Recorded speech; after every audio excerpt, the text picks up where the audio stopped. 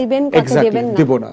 প্রশ্ন হচ্ছে যে জোনায়েল আহমদ পলককে তওবা করবার সুযোগ দেওয়া হবে না, তাকে বিচার করতে হবে, কারণ তিনি রাষ্ট্রকে বঞ্চিত করেছেন। মোস্তফা সরোয়ার ফারুক কি বাংলাদেশে গুম, খুন, মানবাধিকার লঙ্ঘনের সাথে জড়িত ছিলেন? রাষ্ট্রের টাকা লুটপাট করে বিদেশে নিয়ে গেছেন?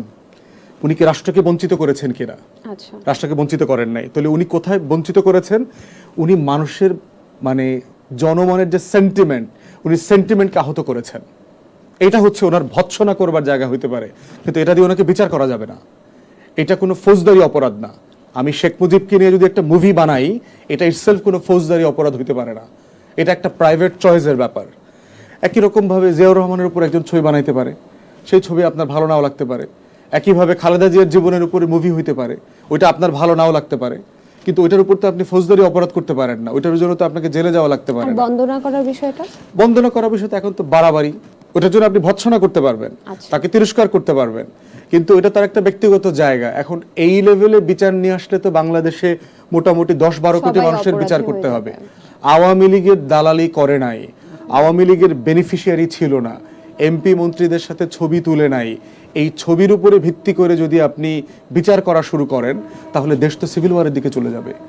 তাহলে রাষ্ট্র আকারে গণ অভ্যুত্থানের পরবর্তীতে যেহেতু আমরা বলছি যে আমরা একটা নতুন বাংলাদেশ চাই, আমাদেরকে একটা সিলিং তৈরি করতে হবে যে কোনগুলো ক্ষমাযোগ্য না।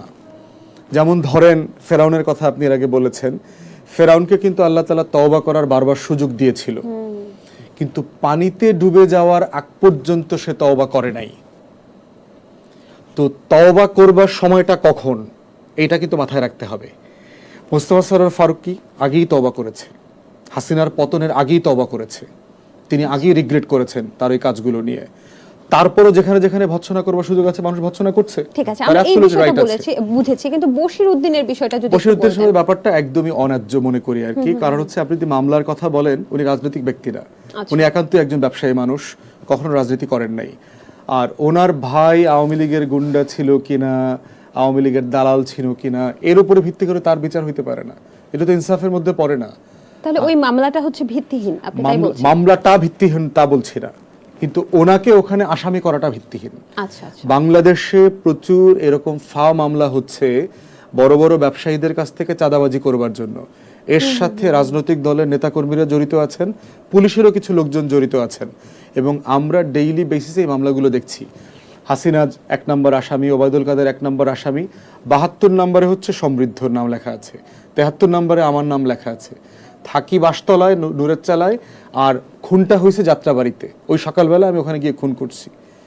এই ধরনের আজগুবি মামলা হচ্ছে। এখন প্রশ্ন হচ্ছে, মামলা জেনুইন হইতে পারে, ওখানে খুন হয়েছে, কিন্তু ওই মামলাতে ওনাকে আসামি করাটা অন্যায্য মনে হয়েছে। না, এমন উদাহরণ পেয়েছি, অর্থাৎ যিনি মামলার বাদী, একটা রিপোর্ট আমি দেখেছি, যিনি মামলার বাদী তিনি নাকি তাকে চেনেনই না, এমন কথাও কিন্তু আমরা শুনেছি। যাকে